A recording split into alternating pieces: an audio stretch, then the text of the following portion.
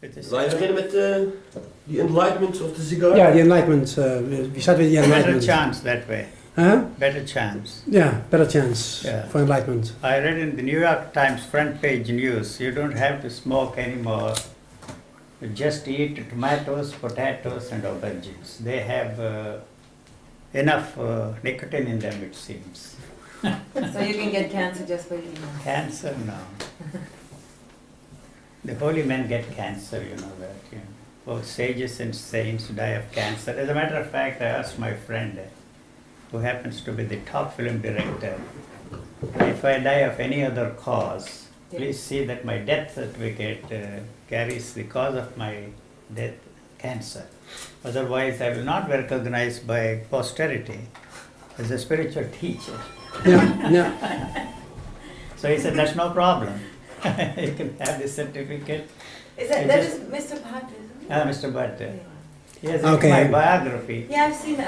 Het is weer zover, zoals je hoort. He is now the top, zijn we nu druk bezig met HDTV, Heilige Duivel Televisie. En je valt er middenin, zoals je weet. En je valt er op een gegeven moment ook weer uit. Zo gaat het altijd. Een uur lang praten we hier in dit bedrijf met het bedrijf van het leven natuurlijk. Dat begrijp je, want we houden ons alleen maar met het leven bezig natuurlijk.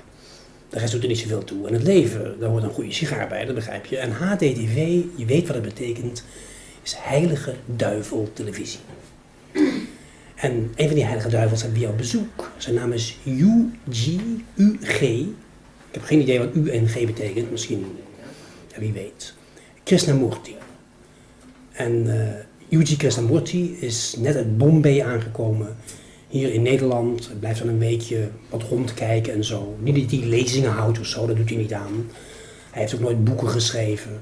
En toch zijn er heel wat boeken over hem uitgekomen. En zijn er aardig wat mensen die, als hij dan ergens thuis zit, langskomen en hem vragen stellen. Meestal zegt hij van, ga maar weg, want je weet je antwoord toch wel.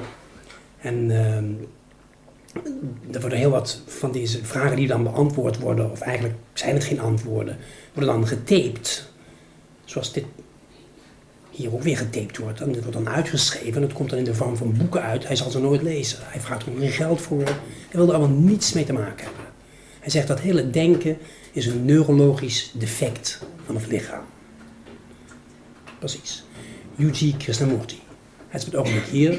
En hier zit hij aan mijn bureau, is op bezoek in mijn directiekantoor, zoals je ziet. En Heilige Duivel Televisie is er elke week.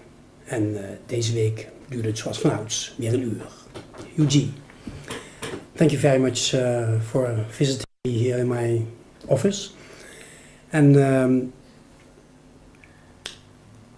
it's a little difficult to ask you a question. Because if I ask you a question, you immediately tell me that I know the answer already. So most questions that people ask, especially nowadays, especially here in the West, is what does it all mean? Who are we? Is this all there is? Is this what life is all about? What a mess. How can I become better? These questions you hear a lot. Not only the questions which you are asking, but even ordinary questions spring from the answers they already have. For example, a mathematician teaches mathematics to his students. He already knows the answer. From that, he creates a problem for you and then make you feel that you are trying to solve the problem, which already answered by him. Otherwise, you cannot ask any questions. See? And all questions are born out of the answers we already have. And the question which you posed is no different from any other questions we ask.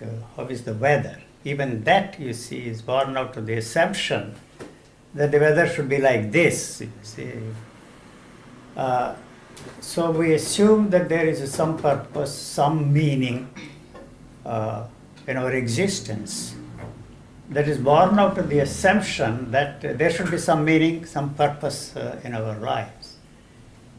And why should there be any meaning? Why? And we are fed up with the way we are living. We are tired, bored with our day-to-day life. And so naturally we ask the question, is that all? There must be something more interesting, more meaningful, more purposeful than what we are doing.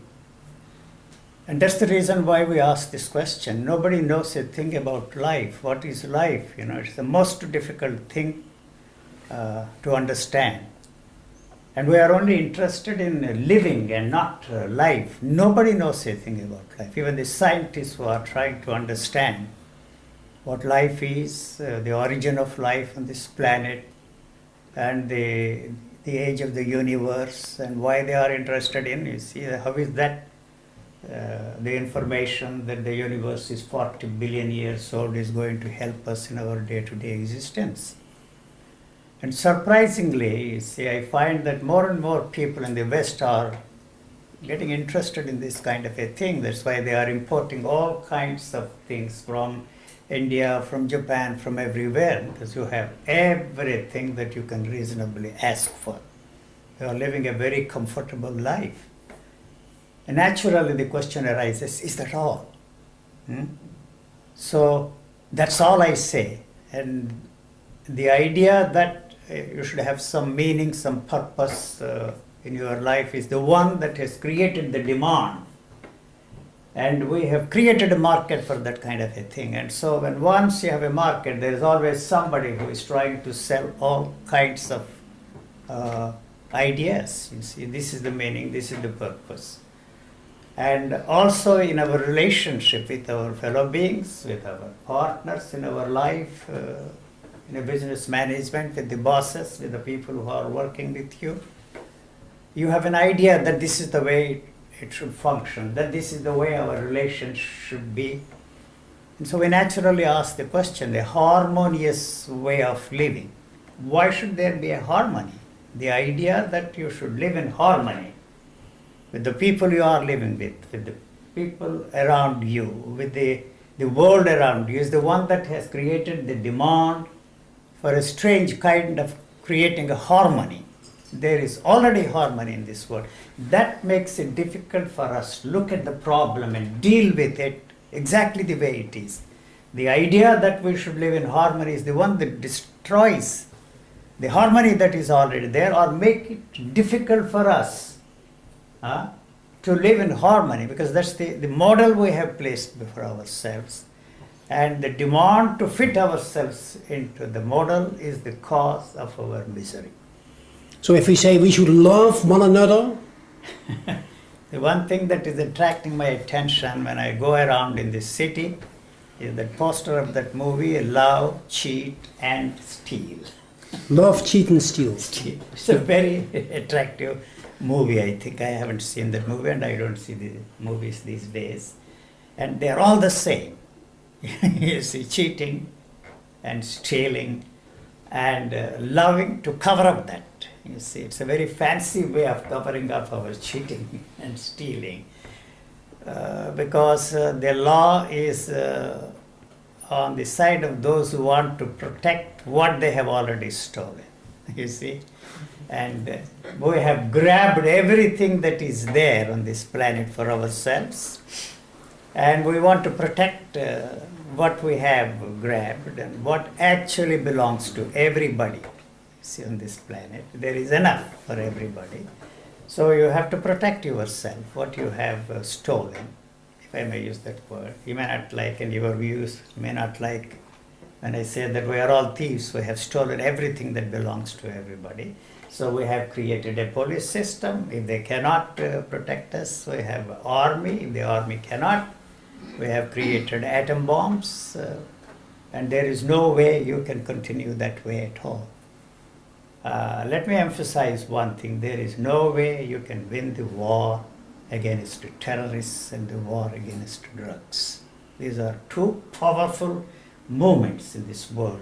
You can have all the destructive weapons in your arsenal, but there will come a time when you will not be able to defend yourself. I am not a pessimist. You can pat on your backs and tell yourself and everybody that God is in far heavens and all is right with the world.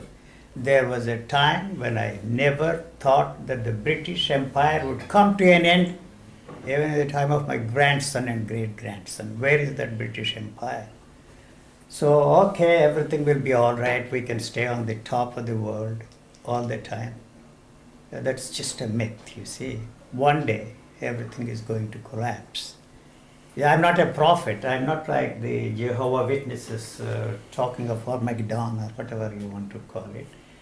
But everything that is there in this world is changing, constantly changing. We talk of a change, but when the time comes for a change, we are not ready for the change. Change is always for the better. I don't want to talk, you see. You have to. This is supposed to be an interview, and you have to ask some questions. And you know, the other day I watched a documentary on Channel 4 in England. Their documentaries are very good on red mercury. We read about that red mercury in the newspapers years and years ago. Everybody poo-pooed that. There is no such thing as red mercury. The only thing that we have is the mercury. And it hinted, you see, the Russians did tremendous research in that, and the Americans also got the whole stuff. And there will come a time when you will be able to carry a nuclear weapon the size of a ballpoint pen. Oh, see, that's going to happen, you see. And so, what are we going to do? And your belief in God, your belief in divinity, your belief in cosmic power, why should God be on your side if there is a God? Now we have, of course, quite a strong religion. We have a Judeo-Christian religion here in the West, yes, with a big Bible telling us pretty much how life works, yeah, or supposed to work, and that we have some questions that we cannot answer, but you should believe those in order to be saved and to end up in heaven. Yes, so what is this all about? As you pointed out, it's a belief. You see, you cannot live without belief. The assumption that you and belief are two things, or the belief is separate from you, is the one thing that is responsible for believing in something, and when that belief doesn't work, you replace that with another belief. See, you cannot be without belief at all. You have to replace one belief with another belief. When once you are disillusioned with the beliefs that you are already caught up in, you import this stuff from outside. You see, you may lose faith in God, and then you see you import the things from there, the Brahman, this, that, and the other. And Buddha, Buddhism from outside. Yeah, yeah. And so you learn a new language. Instead of speaking simple Dutch or English, you begin to indulge in some Sanskrit phrases, feel important. See, that's all. They are all empty words and empty phrases. There is nothing. What has not helped those countries is not going to help you here. But we are not ready to face the situation that the things have gone too far, and there is no way you can reverse it. So, as you said, I'm not saying anything against judo, whatever you want to call the Judeo-Christian belief. that has made us believe that the human species is created for a nobler and grander purpose than all the species on this planet. And not only that, you see, we are made to believe that everything there in the universe is for the benefit of humankind. The crown of creation we are. That is why we have created all these problems in this world, the ecological problems. Everything you discover in nature, you use them for destructive purposes. The progress that we are very proud of is really not a progress at all. We are progressively moving in the direction of destroying ourselves and destroying everything on this planet. Planet is not in danger. You know, you have programs in the United States and other countries, the planet is in danger. That is just a media hype. The next day, we are in danger. We are in danger. And is there anything that we can do to stop that? You may say that I'm a pessimist, but you are a cynic, you are this, that, and the other. But I think we have gone too far. There is no way we can reverse the whole thing. and enjoy what is there, and then go very gracefully. And some of these books, like the history of the future, and so many books, I don't know, I haven't met any of them. They refer to me as a prophet of doom, prophet of despair, and quote me extensively, even in some book, The Wonder of Childhood. Every chapter carries a quotation from the man called Yuji. I don't know, I haven't even met them. But, when you say that God is irrelevant, it's easy for the listener to say that he's an atheist, that he's an agnostic, or they put so many labels on me, call me anti-guru, they call me nihilist, they call me this, that and the other. That's an easy way out for them. So when I say God is irrelevant, you have to call me an atheist or an agnostic, but even an atheist is involved with God. And he wants to free people from the belief in God. And so he has created an organization to free people from God. Whether you do it on an individual level or on a collective basis, it's the same. You're still involved with the belief in God, whether God exists or not. Yeah. That is not really the question, you see. I have always quoted, I rarely quote anything because I'm not a learned man, I'm an illiterate in many ways. See, if you want anybody to believe in God, show him that God can make you like.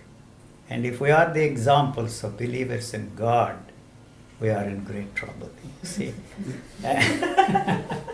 So if God needs your help and my help, it's something wrong. And so we better leave God alone. And he does not need our help. And we have created the mess, or whether he created the mess. If you want to exonerate that God and give him some credit for creating this marvelous world, just give him the credit and leave him alone. In India, you see, you have only 33 million gods. At that time, there were only 33 million people.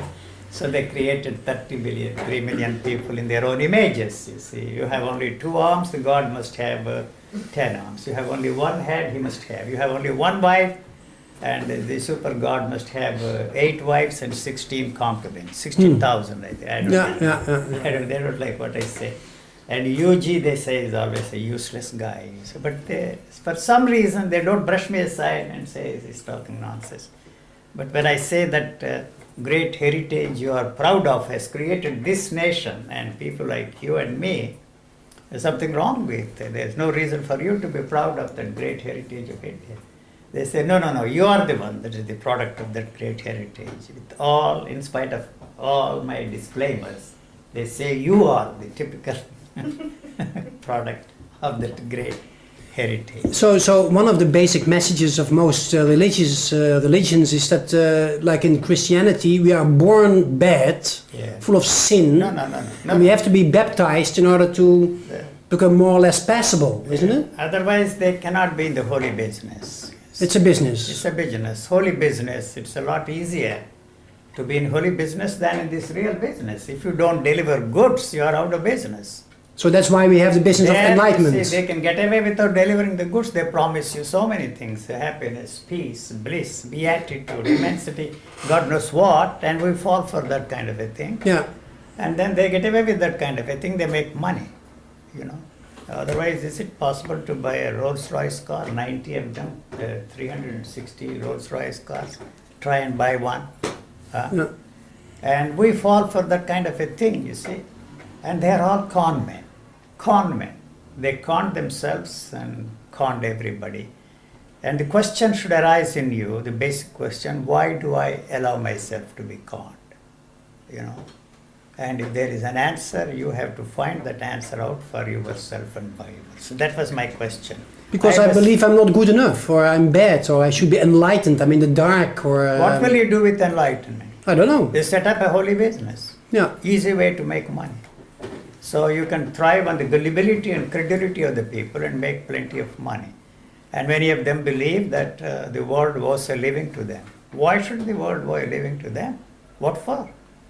They claim that they are, you see, enlightened people. So Jesus Christ was fooling us. No.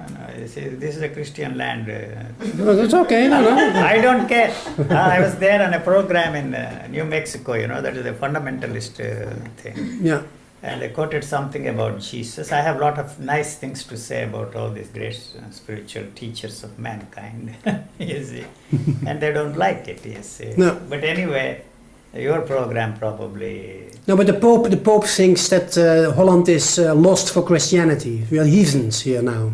You are Yeah, we are missions. Yeah, we are mission in the territory. There is one country in this world that is taking care of everybody. I am never tired of mentioning this to the people.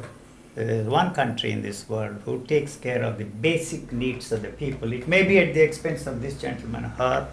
And what are they there for? You mean Holland is taking care of? Sure, Yeah. you see, they are all my friends. You see, that's why I'm asking my Dutch friends to adopt me. Yeah. So and how much share we will get out of the money you will get, they're already demanding that. That's a Dutch mind, I suppose. I don't know. Percentage they want. You see. Percentage, yes. We're the middleman to the world. You know what I'm saying? Yeah. You see, I have many friends, communist friends. I tell them, you see, there isn't going to be any classless society in this world. That's a dream.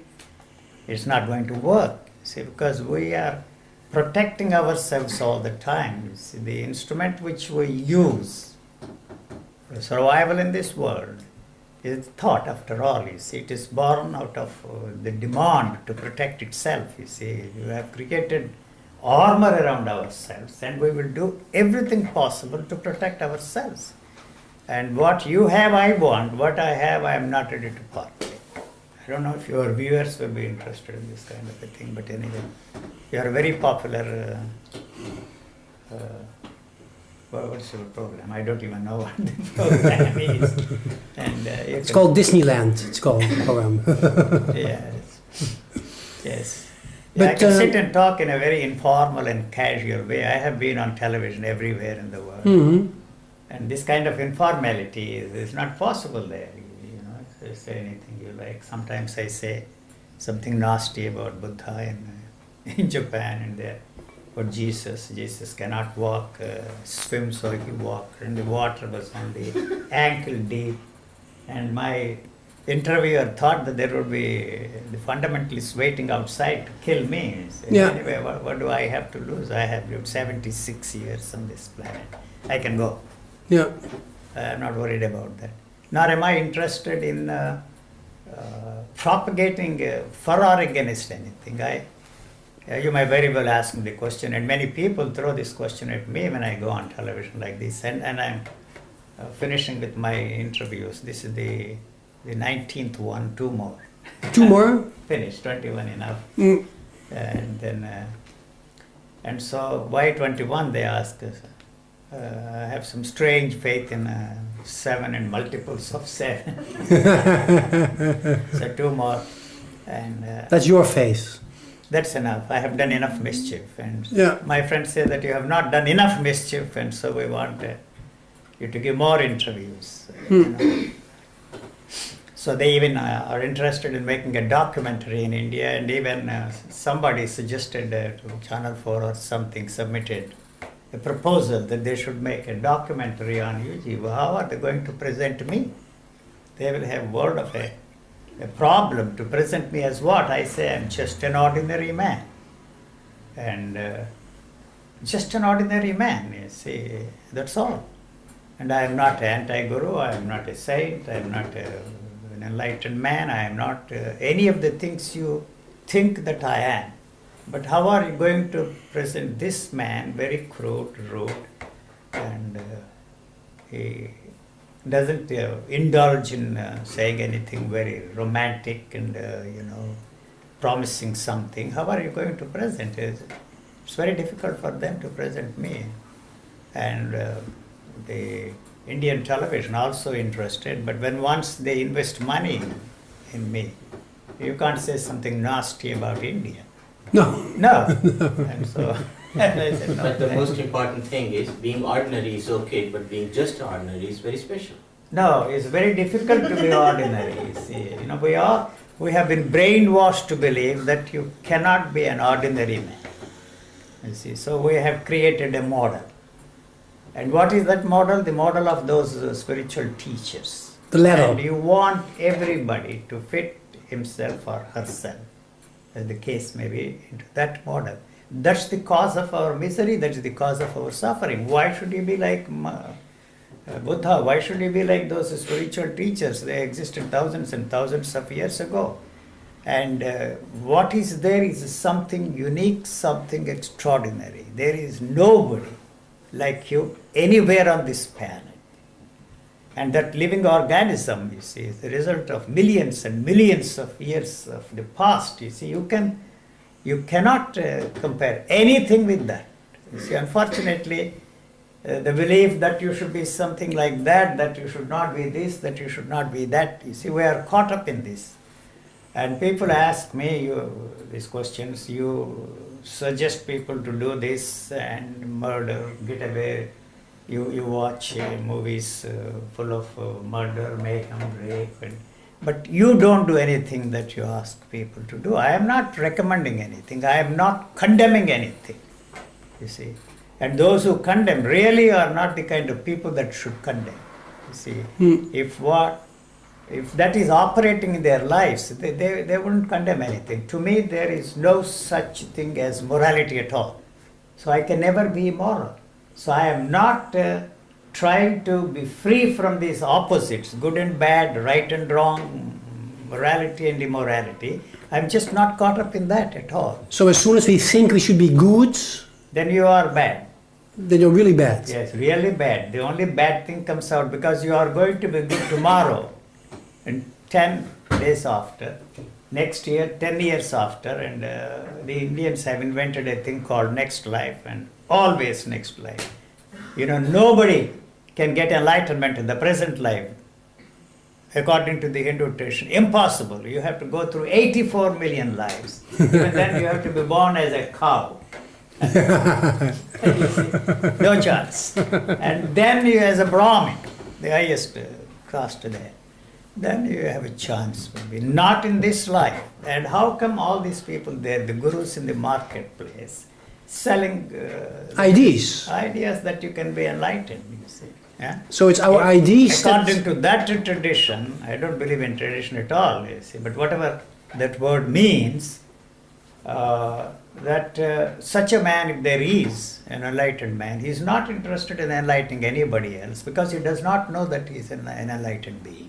He will never pronounce to the wide world that he is an enlightened man, that he is going to enlighten everybody. This is a marketplace, so there is a demand and supply. That's all there is to it. So you can live in hope one day you are going to be an enlightened man and probably set up holy business like the gurus in the marketplace and make money. Yeah. Yes. Because everybody wants to be better and more and clear and holy. And it is that is creating the misery for the people. That's all that I am saying, you see. And you are wanting to fit into a framework created by those people, modeled after those teachers, whether they existed or not, I don't know, and I don't care, you see. I have never been interested in that kind of a thing. I read once the student, The Lives of Saints, Catholic saints, 8 volumes, each one as big as the Encyclopedia Britannica. And the writers have tried to fit them into that mold and say all of them from their childhood lived exactly the same way the saint is supposed to be, you see, you know. And I give you a personal example, you see, a friend of mine who has been with me for almost 25 years and a great Harikatha man, you see, he gives religious discourses with music, singing, songs. Both of them wanted to give a religious musical discourse on this man called Yogi. They spent 3 months trying to find out one event in my life which could be fitted into that beautiful songs. So they gave up. She gave up? They gave up. That man was very well known for his musical discourses, religious discourses. He gave discourses on Ramana Maharshi, everybody dead and alive and yet to be born. But every time he gave a discourse, he used to draw 5,000, 6,000, 8,000 people from every walk of life. It is impossible. There is not one event in his life which could be fitted into a saintly life. And much. What is stability? How does it matters, and where does it come from, and how it really gives a feeling of that is an assumption on our part given to us by the scientists that there is a stability here and everything must be stable. Why should it be stable? It is we don't know whether there is any stability. We don't know whether there is any order in this universe or chaos. And somebody says there is chaos and he gets a Nobel Prize. Another fellow says that there is order, he gets a Nobel Prize. Now somebody comes along and says that in the same frame there is chaos and there is order. So where do we go from there? So when we are born, we learn a bunch of stories, and basically it's all lies. The mother first imposes all things on us, first of all. And then that's why I call mothers monsters. I'm sorry, you see. So we should call it Monster Day. I was on TV Asia program there, and one woman was giving birth to a baby and she watched my program. What should I do with my baby? Abandon that baby, I said. And why mothers are monsters? Even my interviewer happened to be a woman. She said, I'm a mother, I have 4 children, you see. I said, all right, mothers are monsters, the children are no angels. You see. And what about fathers? They don't count at all, you see. They don't count. No,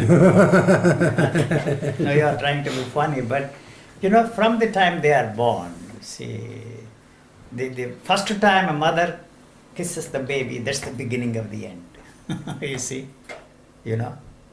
And we have not come up with any idea how to raise children. You know, I had 4 children, you see, one died and 3 of them are still alive. And I allowed the children to cry until their throats became hoarse, and after that they never cried. You see. I said, what are you doing? He said, why do you allow them to cry? Forget it, you see. And so, they are more intelligent than us. We are not ready to accept the fact that the children are more intelligent than us. We cannot handle them. So we impose our fancy ideas and beliefs on them and force them to fit into the framework which we have created. And they also want to be accepted by us. You see, otherwise, how can they survive in this world? Yes. There's no way they can survive in this jungle. In the jungle, you see, you can survive, you know. But here we have created a kind of world where you have to be forced to learn things to function in this world. Even if I want to eat some fruits, the trees either belong to an individual or to the state. You see.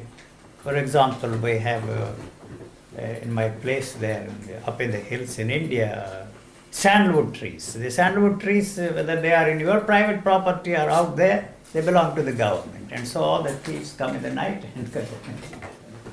And so my landlord suggested, why should they take it away, you see, and then we use sandalwood for our fireplace. Eugene, what is emotion in a normal human being's life? You see, emotion is not different from thought. You see, when you are happy, or you have to tell yourself that you are happy. So when once you translate any sensation within the framework of the knowledge you have created a problem for yourself. So you push yourself to see that, you see, it acts, you see, you know, but it doesn't operate that way. So all emotions are thoughts, all feelings are thoughts. We are not ready to accept the fact that all feelings are thoughts. You see, you give importance, you know, you must feel good. You see, how do you feel good? I force myself to be kind to somebody. Huh? So that's the reason why I tell people, don't practice kindness. You will have heart attacks. You see, the heart is there only to pump blood. If you force that heart to feel kind, you see, you know, there is a problem for the heart. So the living organism is not interested in anything you like, anything you want. So it doesn't want to learn anything from us, it doesn't want to know anything from us. We don't understand this basic thing. We think we know a lot and we force that body to do things that it is not interested at all. It's not interested in emotions, it is not interested in kindness. So I always give the example, you see, of this cells, the cellular structure is a tremendous thing there. And the memory, where is it located? It is not located in any particular area, not in the brain. And all this talk of neurons and all that is absolute rubbish. One of these days they will have to find out, and they are going to find out, that every cell has a memory of its own. There is a cooperation there. You see, not because you have to cooperate with your fellow beings, that you have to love your neighbor as thyself, or that you have to practice brotherhood, but the survival of this cell depends upon the survival of the cell that is next to it. That is the way the jungle life is operating. But we have an idea that you should cooperate, that you should love thy neighbor as thyself. What the hell you are talking about? In the name of love, we have killed more people than all these recent wars put together. So, there we are. Eugene, sexual feeling is also a thought? Yes, otherwise there is no sex. But with animals then, they... Anything you say about the animals, you see, is a speculation on your part, and is a projection on your part. And why do you give the example of animals? What for? The elephants have sex once in 7 years. Why the hell do you have to sex every hour on the hour? Sex, I am not against sex. Sex has nothing to do with these spiritual matters. By controlling sex, by demanding that you should have sex on a particular day, and somebody said yesterday, there is a school here, school of Shankara, you can have sex once a month, it seems. But according to the Hindu tradition, when once a child is born, that's the end of his sex life, because the wife becomes the mother. You see, only once in your life. So apart from all these fancy ideas, when one's thought is used as an instrument of pleasure, and use that for sexual pleasure, we have created all the problems. So sex has nothing to do with your spiritual achievements or at all. You see, that you can invent a thing called tantric sex, and whether you have sex with a prostitute or with your own mother or your sister. I am not advocating that. I am putting it in a very crude language. Then it ceases to be of a problem. You see, man has also a rhythm like the woman. You see, if you allow that to function that way, it becomes a simple thing. You see, there are only two things that this living organism is involved in, concerned about, interested in, that is reproduction and survival. It's not interested in reproduction and what? Survival. And reproduction. Mm-hmm. That's all. Nothing else. Yeah. And all the ideas that we have, that spiritual things, God, heaven, just forget it. I don't know if it makes any sense. Yeah, so it's basically the ideas that cause the problems, you say. We put ideas in our stomach. Yeah. And we wear ideas. Yeah. You walk through any of those, that fellow is telling you how you should dress yourself. And the body needs very little food. You see, it needs some energy, and it can create glucose from anything. See, all they talk about proteins, they talk about vitamins, is absolute gibberish. I don't believe in all that kind of a thing at all. They can say what they like. You see, that's why I say very often, if you believe in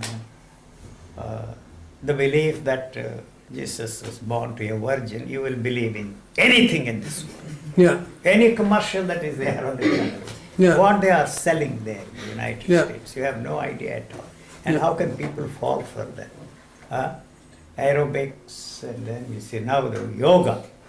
Yoga is bad for this body because it's not interested in walking at all.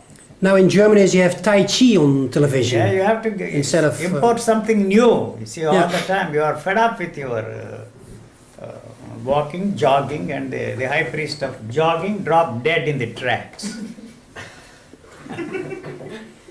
And you know that macrobiotic diet fellow, what is his name, Ishawa or some fellow? Michikushi. Huh?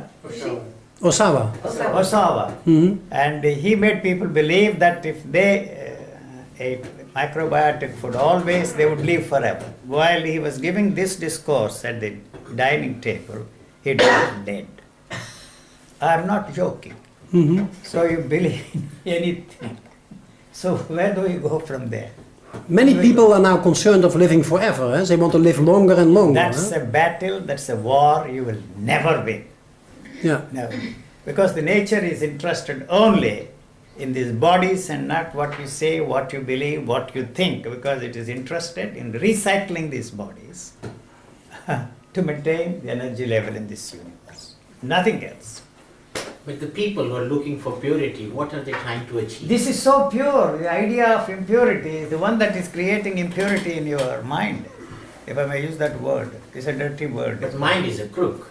It's a crook. Yeah, mind is a crook. Yes, it is. That's why we are all, I'm not including you. Common decency and elementary manners. The present company. My mind is a crook. All of us, wherever there is a mind, it's only interested in that kind of a thing, perpetuating itself until the end when it knows that it cannot. And that's the end of it. It's a But bliss. when we are born, we don't think. We learn to think. It's something I don't know learned. I don't know what thinking exactly is. You know, No. there are no thoughts there. There is no thinker. There is no thinking. Everything is put in like the computer. You see, it's a computer here. And so you use certain thoughts to achieve a goal. It doesn't matter what the nature of the goal, whether it's a spiritual goal or a materialistic goal, it just really doesn't matter. It's better to be a billionaire than to be, you see, a very, very rich man. You see. I'm not against acquiring riches, but whether it's a materialistic goal or a spiritual goal, it cannot be achieved except through the use of thought, which is matter. So even the spiritual goal is a materialistic goal. You go to the temple and pray. What for? Why should that God, all merciful God, reward those who pray and punish those who do not pray? Why? Huh? Why do we believe in that kind of a thing? So there it is. That's all. But isn't praying like a kind of programming for yourself then? No, it's a comforter. Hoping that you see through the grace of somebody that you will achieve your goals. And you feel better then? That's a do. You see, you feel good. You feel good because of the nicotine there. You drink. I'm not against that. No. Enjoy it. I enjoy it, yeah. Good, why not? But you say thought is matter. Meditation is a materialistic But thing. can It you gives explain? materiality Yeah. to the things. It's a matter. You see, so even if the goal is a spiritual goal, the matter turns that into a materialistic thing. You see, why do I go and pray? What do I want? The material things I want. That is why I pray. But what is thought then? Thought doesn't exist. You see, supposing you want to know about thought, you want to look at thought. See, what you look at is not thought, but about thought. What we are told about thought is all that you see. Otherwise, there is no thought. Thought also is memory.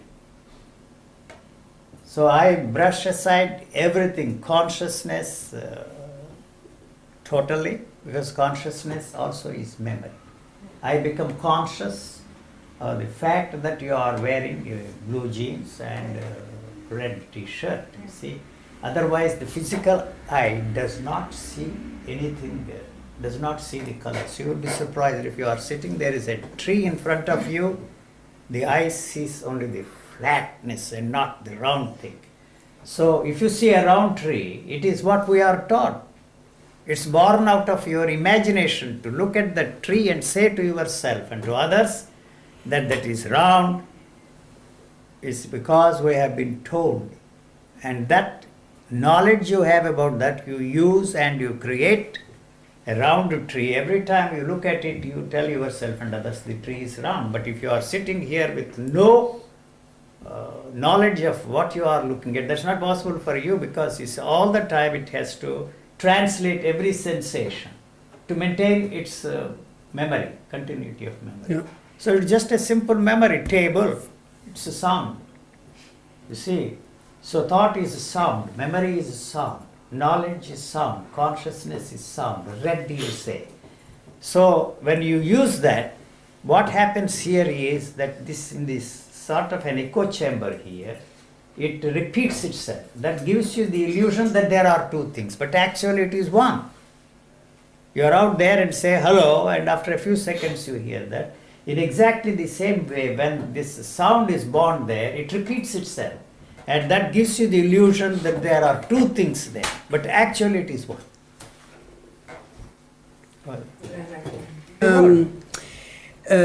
Many people then realize nowadays that there's something wrong with thinking. So they try to stop thinking by meditation, or try to stop their thoughts, or try to be empty, or try to be here now, you know, in this moment. You see, all that is bullshit. All that is bullshit. I'm sorry to use that strong expression. But you see, the present. This is the present. You see, if you recognize this as stable, if I recognize that as smoke, it's the past that is telling me. So there is no such thing as the present, there is no such thing as now, there is no such thing as this moment. So you are trying to free yourself from thought and put yourself in a thoughtless state. I don't know why. If you are in a thoughtless state for the millionth of a second, you will drop dead. I assure you, I guarantee that. So it is not in your interest to put yourself into a thoughtless state. But one thing that they don't understand is how, through thought, you can put yourself into a thoughtless state. You are using thought. People talk of effortless state. But you are all the time trying to be in an effortless state through effort. You are not going to succeed at all. You may not accept what I am saying. You believe what they have been dishing out for centuries. Why the hell do you want to be in a thoughtless state? That would be the end of you as you know yourself, as you experience yourself. So it is not in your interest to be really in a thoughtless state. What for?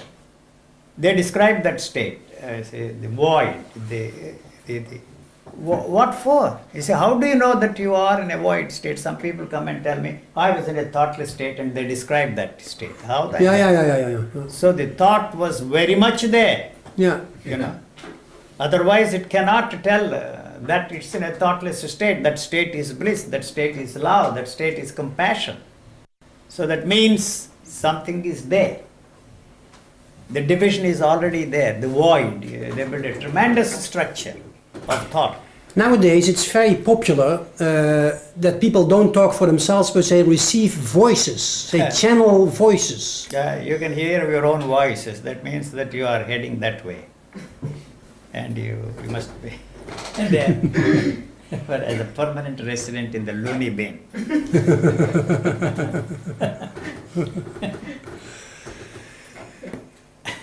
They are giving visas there. Yeah. Yeah. The holy men go there. That's what I tell those people who come and tell me that I have meditated. Look here, you have not meditated. If you have really meditated, you would be there in the mental hospital. True. They have not done any meditation. They just talk, you see. It's just like creating peace on this earth through war. How the hell you are going to create peace? As I said at the beginning, 34 wars are going on here.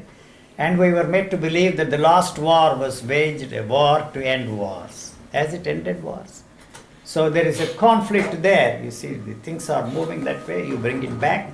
And the peace that they claim they have as a result of this meditation is this. Between two wars, you have some peace. So then it starts all over again. So there it is. So they have not really done any meditation, they have not really done any yoga, because yoga, this by torturing this body, you are reversing the natural flow of the energy. It's not interested in that at all. It's living a very peaceful life, and you have an idea of a peace, and force this whole thing to be in that peaceful state. So it is disturbing the chemistry of the body. So doing good to somebody else makes you feel good. That is what they call the do-gooders high. And you can start a scout movement and then become a scout and do good unto others. I am not saying whether you should or should not. I am just focusing, spotlighting what the situation is. Isn't that enough? So it means that we literally have to accept whatever happens. It doesn't mean a thing. Doesn't mean a thing. Yeah, I accept, so what? And I still continue to do the same thing. Mm-hmm. I accept it. I know that I am a damn fool, but I still continue to be a fool. Yeah. So that should put an end to my foolery, tomfoolery. Mm-hmm. So it doesn't, you know. So that is the problem there. Yeah, but if you accept it in order to get rid of your tomfoolery, then you don't accept it. Then you will replace it with another kind of Yes. foolery. Is Yeah. that a word? Yeah, I think it's all right. If there is no word, we can coin our own words and get away with that. So you like parrots, where you're repeating the words that our parents taught To us. put it very crudely, sir, these are two dogs. Two dogs. I am a dog. And whether you accept it or not is irrelevant and immaterial. So We that's, said that's the second name of God. It's a reversal spelling. Yeah. And so we are taught how to Bark. make sense out of this barking. Yeah. So all languages are the same, exactly the same, you see. So you know how to space create the space between two notes. And then it's Dutch, and then German, the Italian. Otherwise, if you don't know, there is no way you can make any sense out of this. No. But this is a very artificially created structure. Yeah. Whereas in the case of dogs and then the parrots, it's something living there. Yeah. You see, what they are expressing, we don't know. One of these days, probably we will understand. I was just hearing the story that in Italy, there were two farmers who left their kids alone with a dog, and the dog was teaching the kid how to bark, and it Yeah. started barking. Yes. They learn how to bark. Yeah, the kids Just was barking. the way they pick up Dutch and then Yeah. start up to us in Dutch or English or Indian language, as the case may be. Yeah. So singing also the same. Finished, everything is finished. For So what about children who are like raised by wolves or so and become like wolf children? They are happened to better them? than the children raised by us. Yeah. Yes. They have no problems. They don't have to go to a psychiatrist for analysis. They don't have to go to a church and pray. You see, there it is. So that's it. I don't know if you can make anything out of this. You can. No, it stops every conversation in its tracks. You see, one problem. It's great for a talk show. Not good for a talk show. You see, because I don't sum up anything. These are all disconnected, disjointed series of statements. That's all. So it's very difficult to sum up and present to the viewers or the listeners, as the case may be, as something that they can understand and make out something out of this and use it. You see, why do you listen to anything? You listen to the teachers only to learn something and use that to bring about a change in you. Yeah. So I am saying all the time, there is nothing there to be changed. Thank you. There's nothing there to be changed. Yeah. So. It runs counter to everything that has been said by everybody before. But I take it or leave it. That's it. Zo, ja, het is, lijkt me heel duidelijk, geachte kijkers, er valt niets te veranderen. Er is geen enkele mogelijkheid waarop je ook maar iets kunt verbeteren. Of jezelf op een hoger niveau brengen. Of een beter mens worden. of een aantrekkelijker mens, of een liefdevoller mens, of een slechter mens. Het maakt niet uit wat je probeert. Het veroorzaakt bijna altijd rampen, zou je kunnen zeggen. En daar is geen uitweg. Dat is al zo ver, dat heeft zich al zo ver ontwikkeld, dat je kunt proberen wat je wil. Het maakt het alleen maar erger. En sommige mensen die roepen dat het afgelopen is, het zou wel zo kunnen zijn. Niet met de wereld. De wereld is nooit afgelopen. Voorlopig zeker niet. En dat is ook al ons idee. Het kan hooguit afgelopen zijn met ons. Nooit met de planeten, met de bossen, met de lucht. Wat dat betreft heeft de natuur alle tijd in de wereld. Miljoenen jaren. We kunnen nog zo'n puinhoop maken, wordt allemaal weer keurig opgeruimd. Geen probleem. De enige die ooit problemen kunnen krijgen, jij en ik. Door de ideeën die we geleerd hebben. Dus wat kan ik zeggen? Niks. Ik kan alleen maar zeggen, dit was HD-TV. De heilige duivel televisie. En Yuji, thank you very much for being here. En jij ook. Hartelijk bedankt voor het kijken. En je weet, volgende week is er weer een HD-TV. Tenminste, dat geloof ik.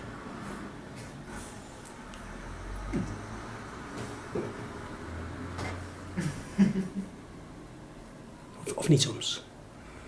Dat doet het ook toe.